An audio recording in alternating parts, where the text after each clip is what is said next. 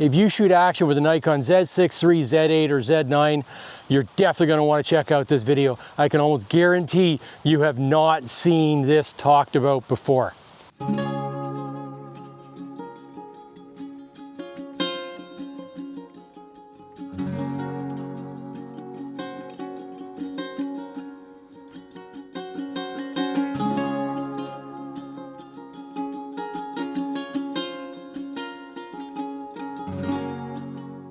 Hey everybody, welcome back to channel Stu Clark.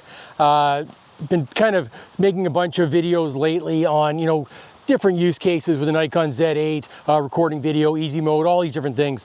And I came across settings and a use that I have not seen anybody talk about. I mean, no one. I Google it, I'm not seeing anybody talk about this.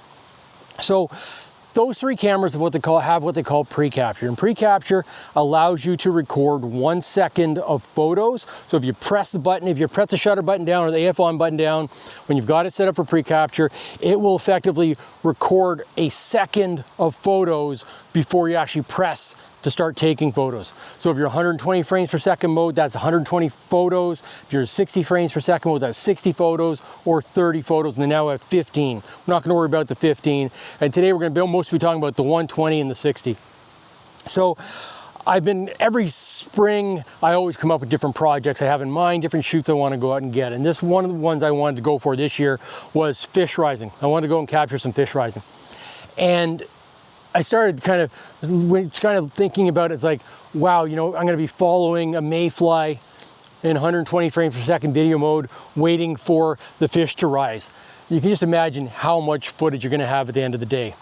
Well, have I got news for you? This setting, like I said, I don't know how anybody missed this. When Precapture came out, everyone is raw, raw, raw. Where's the raw?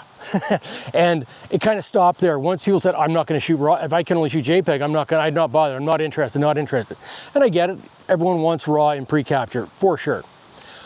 But from a video side of things, it's a little bit different. So the Canon R5 II has what's called Prerecord. And Prerecord will allow you to record up to 5 seconds of video. Just like in the Precapture for photos, it allowed in the video side of things. Well, with this workaround we're gonna look at today, we can now do Prerecord on the Nikon cameras. It is phenomenal. So this is very much a specific use case. This is going to be, you're waiting on that eagle to take off the nest. You're waiting for that owl to prey delivered to the nest. If you've done any sort of wildlife photography, it's a hurry up and wait scenario where you get to the location, you set up on it, and then the bird's asleep and you're just waiting for it. But often action happens like that. You're sitting there waiting on the nest site of the owl, you're waiting for that prey delivery, and owls are silent. All of a sudden, that owl flies over your head, you don't see it coming. If you're trying to shoot video, there's a real good chance you're going to miss that into the hops, lands on the nest, and in and gone. You might miss the entire scene.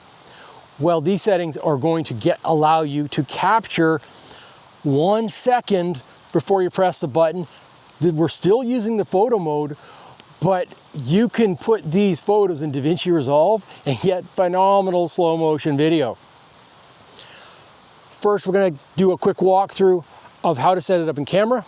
We'll kind of do some, go out and do some shooting, capture some footage, and then we'll go into Davinci Resolve, and I'll show you how to, from start to finish, to get you video clips, amazing slow motion video clips out of, from photos on your Z cameras.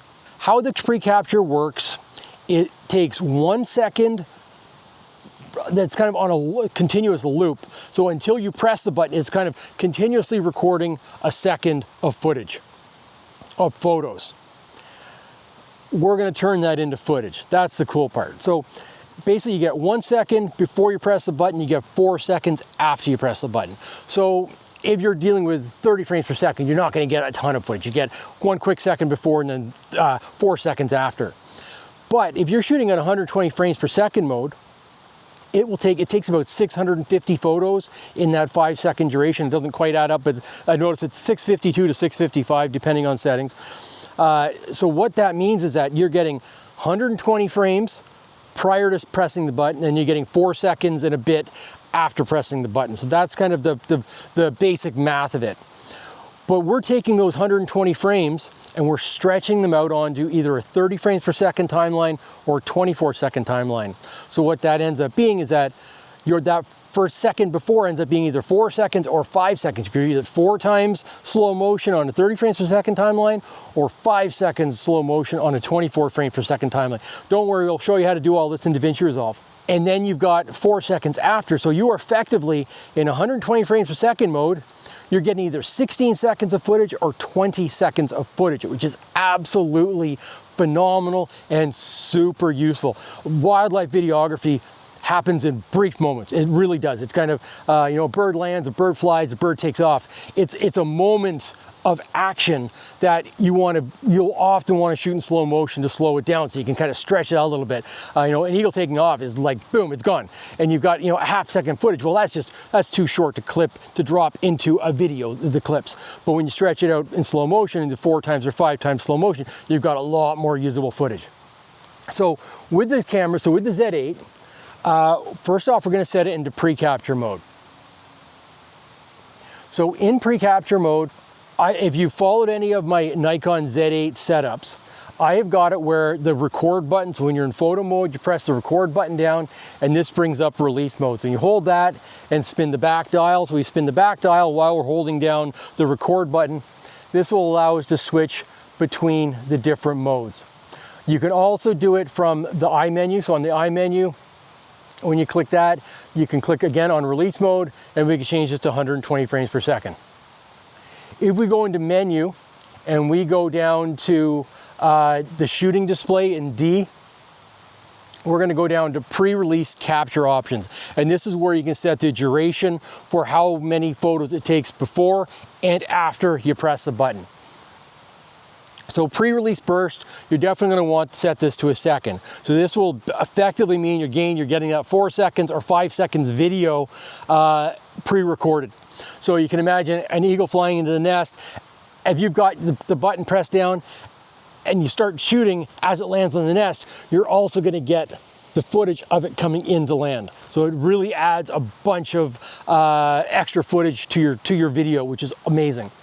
Then we're going to go to post-release burst, and this is basically set so that as soon as you press the button, you either get 1 second after, 2 seconds after, 3 seconds after, or max, which seems to be 4 seconds is when I've been doing a lot of recording on it. It seems to be about 4 seconds. You're definitely going to want to have a fast card for this. It definitely does have to write to the card afterwards, so it does lock the camera up a little bit, so something to be aware of. So this is, like I said, this is it's a very kind of tight user case where you're waiting for that momentary action and you don't want to have to wade through hours of footage. So the idea what I was looking at for trying to capture fish rising is that I'm going to focus on flies that are floating down the river, and as soon as that fish rises, I can press the button.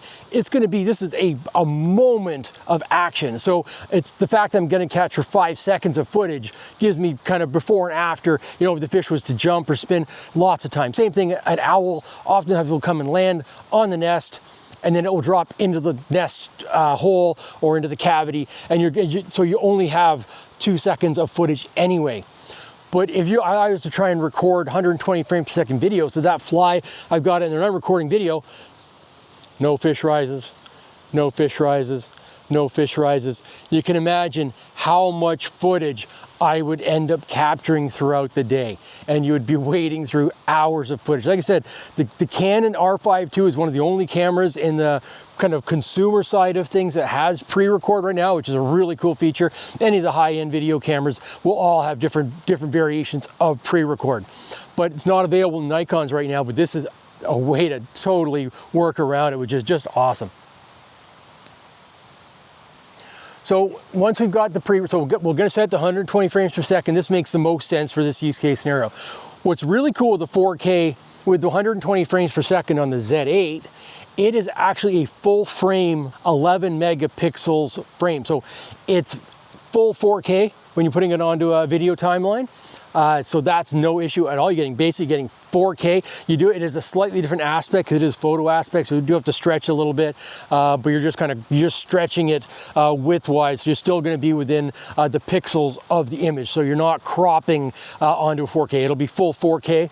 So the image is 4128 by 2752. So it's going to easily cover 4K with a little bit of a crop. You can even zoom in a little bit depending on your image.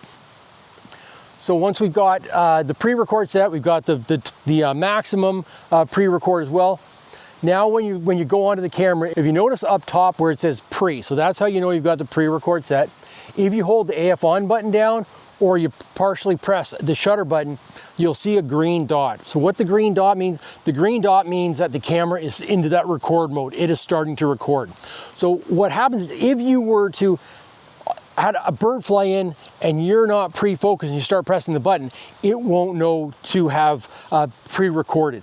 So you do have to partially press that down and keep focusing at some level. So basically, as if I was following that fly down the river, I'm going to be holding the shutter button down or the F on button down and I'm focusing, and then it's kind of following and you keep holding it down, and then as the action happens, you're hitting the shutter button and you have to hold the shutter button down. If you're used to me like burst mode where a lot of times you shoot, that's not what we're trying to do here. We want to have consistent footage all the way through. So you're basically kind of taking the shot and you want to make sure you're pre-recording there, and then you are holding that shutter down, following your shutter for the full 4 seconds. So you're getting that full 5-second clip of video. With this mode, because if you've watched any of my videos, we're talking about shutter angle. I just done a bunch of series on the beginner setup for Nikon Z6iii video recording. With video, you want to have your frame rate at twice your shutter speed. And that way you have a little bit of motion blur between frames as opposed to every frame being sharp. So you wouldn't use these settings for taking photos, but this is definitely from a video standpoint, it makes sense. So what we want to make sure we do is we want to set the shutter speed at 1/250th of a second. So basically double the 120 frames per second frame rate. And this was on fast action, the 1/250th will give some slight blur as the bird's kind of flapping the wings, as that fish is rising, that it will kind of give you a natural blur as you're recording that video footage, or photos in this case. And then basically we're going to set aperture wide open if if it's kind of dark overcast day like today, or aperture, we'll use aperture to control the exposure so that we can keep that 1/250th shutter speed. We'll set ISO at auto ISO, but if you go up to where it's really bright up here, you'll see how the ISO starts to drop there. So what we're going to do is we will drop the aperture until we see the ISO come up a little bit. And that way we know that we're not clipping the highlights. So we'll kind of just push that. Once we see the ISO creep above 64 ISO, we know that we're not clipping highlights. So that's going to be a real simple way of setting the exposure. And then it's just a matter of finding some subjects, waiting for them, sitting down, kind of waiting for that action to happen, and then making sure that you're pre-focusing so that the camera is in that pre-record moment, that pre-capture moment. And then as soon as the action happens, you hold that shutter down for the 4 seconds.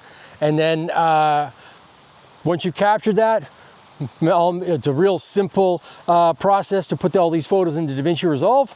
And then you're getting some phenomenal fast action video using pre-capture, kind of using pre-record on the Nikon Z cameras.